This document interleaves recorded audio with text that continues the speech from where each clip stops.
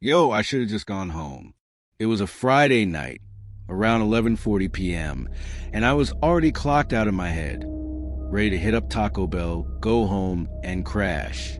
But just as I was about to hand in the keys, my manager, Mike, comes running out like, "Yo, one more delivery just came in.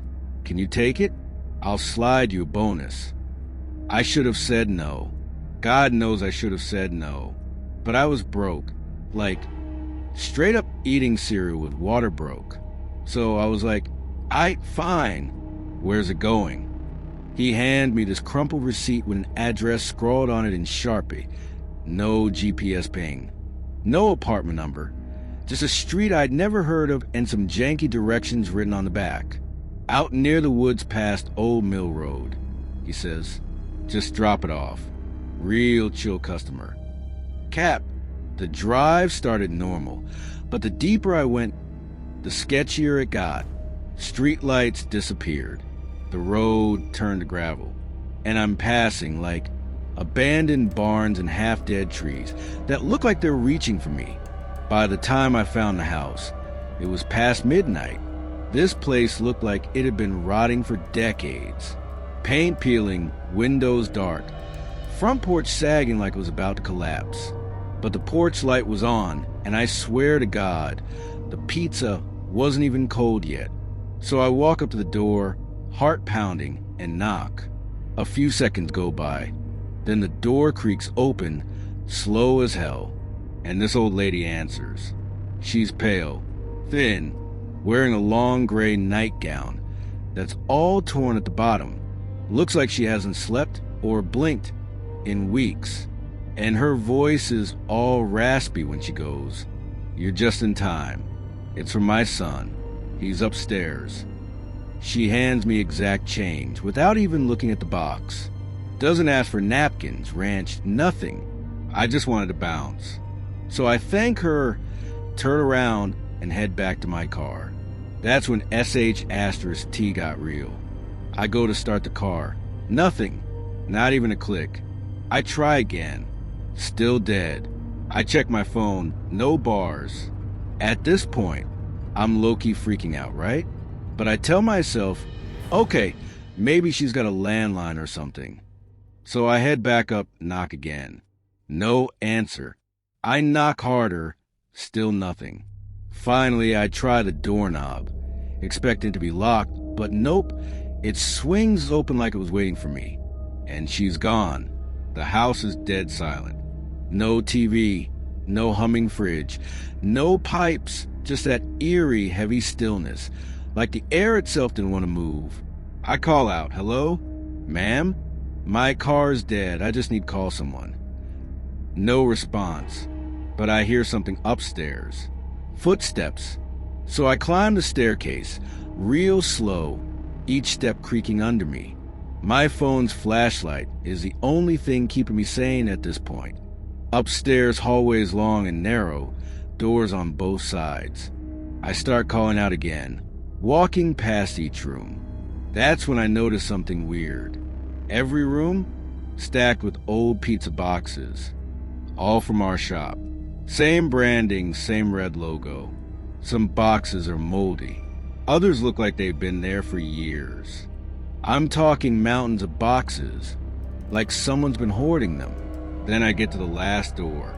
It's shut, padlocked from the outside. And I swear, I hear breathing behind it. Deep, slow, wet, like something with lungs too big for its body. And then I hear a whisper, right behind me, "You're late." I whip around, no one there, but the door, the one with the padlock, it's open now. I don't even remember touching it. Inside's this dusty-ass room with one rocking chair facing the window. The back of it is moving, like someone sitting in it, gently rocking back and forth. I creep in slowly, shining my light around. On the floor, more pizza boxes, rotting, soggy, eaten through by bugs. And in the chair, bro, it was a corpse.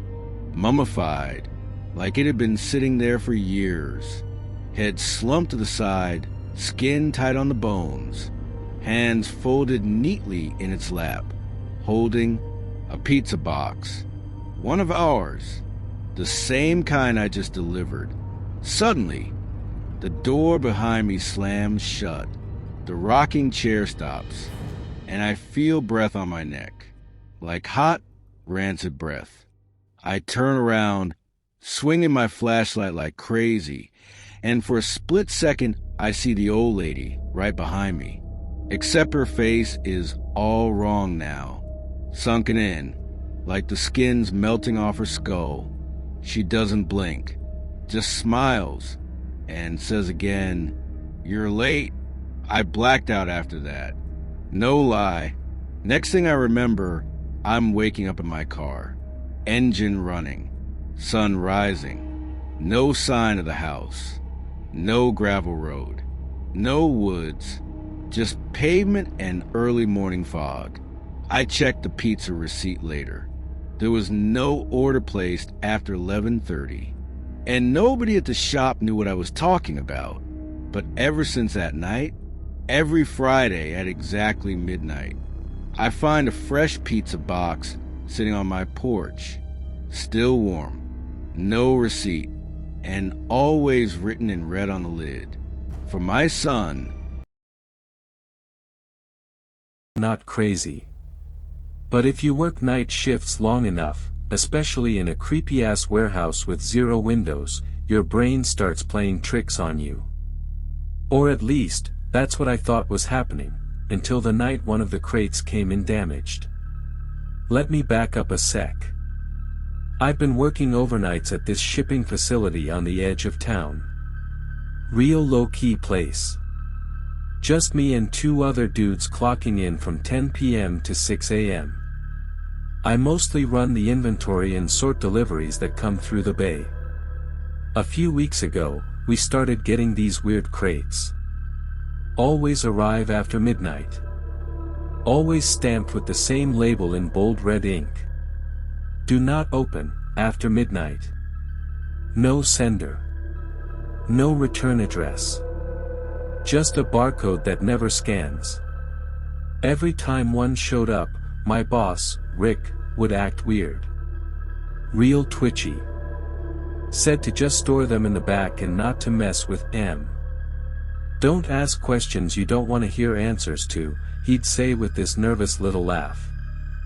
Cool, bro. No problem. Not my business. Until one night. One of them came and busted open. It was like something inside had tried to claw its way out. The wood was splintered from the inside, and there were deep gouge marks all over it. Like fingernails or something had been raking through it for hours. I told Rick. He looked pale as hell, told me not to touch it, and went to make a call. Left me standing there with this cracked box leaking dust and this weird greasy smell into the air. And listen. I know I should have just left it. But I was alone, bored, and my curiosity's always been a little broken. So I peeled it open. Inside was a mannequin. But not the store display kind. This thing was wrong. Its proportions were just off. Long arms, like way too long. Fingers curled like claws. Skin was rubbery and gray, like it was half melted. The face had no features. No eyes. No mouth. Just bumps where stuff should be. And it reeked. Like burnt plastic and mildew. I stepped back, already regretting everything, and pulled my phone out to snap a picture. My camera app froze. Wouldn't load. Wouldn't focus. Just this flicker of static and shadows where the thing's face was. I looked back at it. Gone.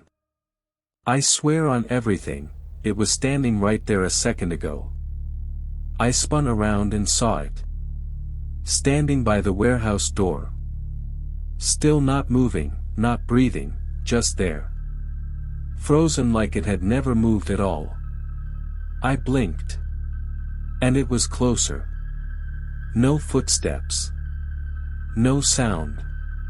Just closer. I backed away real slow, whispering, "Nope, nope, nope," under my breath, trying to stay calm, trying not to freak out. Then the lights above me started to buzz.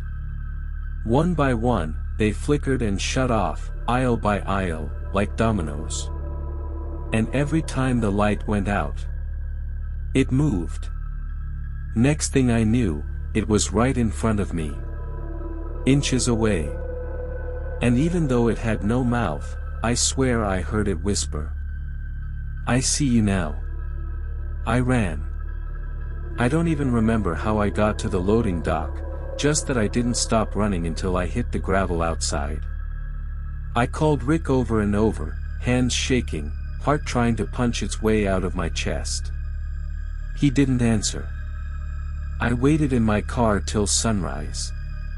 Next day, I came back with the morning crew, just to prove to myself I wasn't nuts. Crate. Gone. Security footage. Deleted. Rick. Transferred. Just like that. That was 2 weeks ago. Last night, a package showed up at my apartment. No label. No sender. Just red ink stamped across the top. Do not open, after midnight. And now. It's midnight. And I can hear something scraping around in my living room.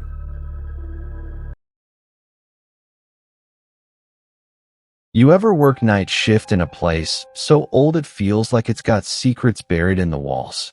Yeah, that's me. I'm a janitor at St. Mercy's Hospital. Or what's left of it, anyway. The place is ancient. Half the floors are closed down, the lights flicker like horror movie cliches, and the whole building smells like bleach and bad memories. But it's a paycheck, right? I clean, mop, wipe things that probably haven't been touched in a decade, and try not to think too hard about the sounds I hear when I'm alone. But there's this one rule they drilled into me on day one. Don't go near room 6. Now here's the weird part. There is no room 6. Floor plans? Nope. My cleaning route sheet skips from room 5 straight to 7. Even the actual hallway? Doors are numbered 1 through 5 on one side, 7 through 10 on the other. No room 6. Anywhere. I figured it was just a joke. You know, typical night shift hazing or whatever. But the old nurse, Miss Clara, she wasn't laughing. She grabbed my wrist one night and said, "If you ever see room 6, walk the other way. Don't even look inside." I laughed it off. Should have listened. So about 3 weeks in, I'm working the 3rd floor, creepiest one, by the way. It's where they used to keep the psych patients back in the 60s, before regulations were a thing. And that night, I swear I heard a door creak open behind me. Turned around, and there it was. Room 6. The number was carved into the wood like someone took a knife to it. Fresh. Jagged. Bleeding rust down the paint. The door was slightly open, just enough for me to see that the lights were flickering inside. My brain was screaming, "Nope, leave it." But you know how curiosity is. That stupid, itchy feeling like you have to know. So I grabbed my flashlight and pushed the door open. The smell hit first. Not like rot. More like metal and wet towels. Like something had been living there, or dying there, for a long-ass time. The room was small. Way smaller than the others. For walls, all concrete. No windows. Just a gurney in the middle with cracked leather straps, and shelves filled with old vials and notebooks. I walked in slow, flashlight shaking in my hand. Every corner of the room was wrong. It was like space folded weirdly inside, like the walls were too close, but also somehow far away. I can't explain it. And on the far wall, scratched deep into the concrete, were the words, "We never left." That's when I heard it. A soft, wet breathing, coming from under the gurney. I froze. Tried to back away, but the door slammed shut behind me. I spun, yanking on the handle, locked. Then I heard movement. A shuffle. Then a low, gargled whisper. Room 6 was never for patients. My flashlight flickered. Something crawled out. I didn't even look it in the face. I just saw pale limbs, too many joints bending the wrong way, a face covered in stitches, like they tried to make a person but forgot what a person was supposed to look like. It stood up, tall, shaking, breathing all heavy like it had been waiting. And then it said in this broken, layered voice, "You're the first to come back." I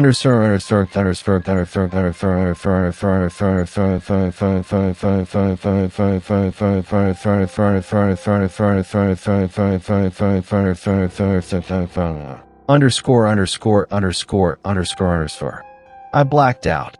Deadass. Just collapsed. Next thing I know, I'm in the break room, ice pack on my head, and Claire is standing over me. I asked her, "What the hell happened? How'd I get out?" She didn't say anything, just handed me a cup of water and said, "Don't talk about room 6 again, for your own good." I tried to go back the next night. Room 6? Gone. Like it never existed. Even the walls smooth. No carving. No door. Just drywall and chipped paint. But sometimes, when I pass that part of the hallway, I hear breathing. And once, I swear on everything, I saw a handprint on the inside of the wall.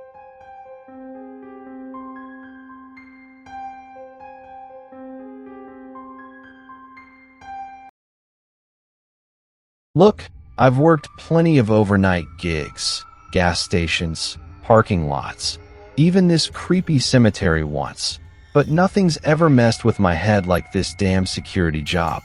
It's a sleek corporate building downtown, all glass and marble, like one of those places that pretends it's progressive just 'cause they've got beanbags and kombucha on tap. I start my shift at 10 p.m., end at 6 a.m. Pretty chill. Sit in a room full of monitors, check feeds, buzz in delivery dudes, make rounds if the motion sensors trip. But last Tuesday night, that's when everything went sideways. I was halfway through my Red Bull and about to fire up a podcast when I noticed something weird on Cam 4, the one that points down the main hallway near the elevators. There was a guy standing at the far end. Not walking, not pacing, just standing, still, like he was waiting on someone. Thing is, nobody's supposed to be on that floor past 8. I squinted, leaned in closer. Dude was tall, slim, wearing this wrinkled suit, but I couldn't make out his face. It was like his head was, I don't know, off focus? Blurry, even though everything else in the shot was clear as day. I clicked the mic to make an announcement. "Hey, sir, you're not authorized to be on this floor. Please head to the elevator." No response. He didn't move. I tapped the screen a couple times, thought it might have glitched or frozen. But the second my finger hit the glass, he turned his head. Not slowly, not naturally. It jerked, like a glitchy video skipping a frame. He was looking right into the camera now. I got up so fast I knocked over my energy drink. Whatever. I was already moving. I grabbed my flashlight and went straight to that floor. Elevator dinged. Doors opened. I stepped into that hallway. Empty. Dead quiet. No tall dude. No footprints. Not even a shadow. I even checked behind the vending machine and the janitor's closet. Nothing. My radio crackled as I was heading back. Cam 3, movement detected. Back in the control room, I stared at the monitor. There he was again. Closer this time. Same guy. Same blurry face. Now standing just a few feet from the break room door, which is, like, 3 doors down from my office. I noped out of the chair and sprinted to the break room. Again, no one. I checked every damn corner like I was in a horror movie, and someone dared me to be the idiot that dies first. Empty. At this point, I was questioning if I was just overtired, maybe hallucinating, but when I got back, the feed on Cam 3 was still live. Except now the hallway was empty again. Next night, same shift, I kept a close eye on the monitors. Nothing for the first few hours. Then, right around 2:47 a.m., cam 6 flickered. That's the one by the stairwell, top floor. Boom, there he was again. Same suit, same fuzzy-ass head. Except this time, he wasn't just standing. He was walking toward the camera. And yo, I swear to God, the lights in the hallway were flickering like they were reacting to him. I didn't even move from the chair, just stared. And you know how you can sometimes tell when someone's saying something, even if there's no sound? Like the shape of their mouth? He was mouthing something. For words. Over and over again. I see you now. I grabbed my phone and recorded the screen. I ain't crazy. I needed proof. But here's the thing that chilled me to the bone. When I replayed the footage, there was no one there. Cam 6 feed was just a regular-ass hallway. No dude. No flickering lights. Nothing. I called my boss the next morning, told him we might have had a break-in. He brushed it off. We didn't detect any entry points. Probably just shadows messing with your eyes. Cool. Whatever. I let it go. But then Friday night happened. It started around 3:10 a.m. One by one, every monitor blinked off, then came back on. Except now, the timestamp on each feed was delayed by about a minute. I know this because I looked at the live hallway outside my room and waved. Waited, then watched myself wave on the monitor 60 seconds later. What the hell? That's when I noticed the static on cam 2, right by the stairwell again. The man was back, but this time, he was right outside the control room, still mouthing the words. I see you now. I stood up. My heart was hammering so loud I swear it was shaking the floor. I crept over to the door, unlocked it slowly, opened it a crack. The hallway was empty, but the monitor still showed him standing there, right outside, still staring. I slammed the door shut and locked it, stepped back, eyes darting between the hallway and the screen. But something wasn't right. The camera showed him turning now, facing the door. And even though it was a feed from a minute ago, I swear I heard a noise. A knock. 2 slow ones. I didn't move, didn't breathe. Then a voice crackled through the control room speakers, one we never use unless there's a building-wide emergency. It whispered, "Open the door." I didn't move. I just stood there frozen, staring at the intercom speaker like it had grown teeth. My mouth was dry as hell. I didn't even know that speaker system worked. I'd been here 3 weeks and never heard a peep from it. And now it was whispering, "Open the door," like it knew I was just a few feet away, palms sweaty, trying not to piss myself. The screen still showed him, standing outside. But I told you, the feed was delayed. A full 60 seconds behind. So that knock I just heard? That was real time. He was already here. I backed away from the door, slow as hell, heart jackhammering in my chest. I tried calling my supervisor again, but my phone had no signal. Full bars just a second ago. Now it was like the damn thing got unplugged from the world. I yanked the old landline from the desk. It was dead too. Not even static. Just silence. The monitor flickered again, and when it came back, he was inside the control room.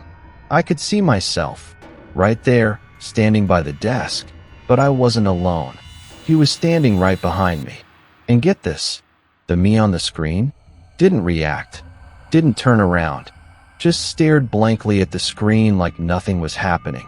Like he couldn't feel the tall, blurry-faced man breathing down his neck. But I could. I felt it. Cold air crawling across my shoulders like spider legs. I spun around with the flashlight, swinging it so hard I knocked over a whole stack of building blueprints. Papers flew. Chair toppled. But there was nothing there. Nobody. The room was empty. Just me. Panting like I ran a mile, sweat dripping off my forehead, knuckles white around the flashlight. But the screen? The screen still showed 2 of us. Me and him. That's when I realized. The delay wasn't because the feed was slow. It was because the monitors were showing something that already happened. A loop, a recording, a trap, like something or someone was editing reality just enough to make you question what's real and what's a trick. And I was the only one watching. I looked back at the screen and saw myself reaching for the door in the footage, slow, like I was sleepwalking. In real life, I wasn't moving, but the guy on the monitor? He turned the lock, opened the door, and the blurry-faced man stepped in. I lost it, grabbed my keys, ran out the side exit, didn't even bother to clock out. Got in my car and peeled out of there like I was being chased, which, honestly, I don't know if I was. I just know I couldn't stay in that building one more second.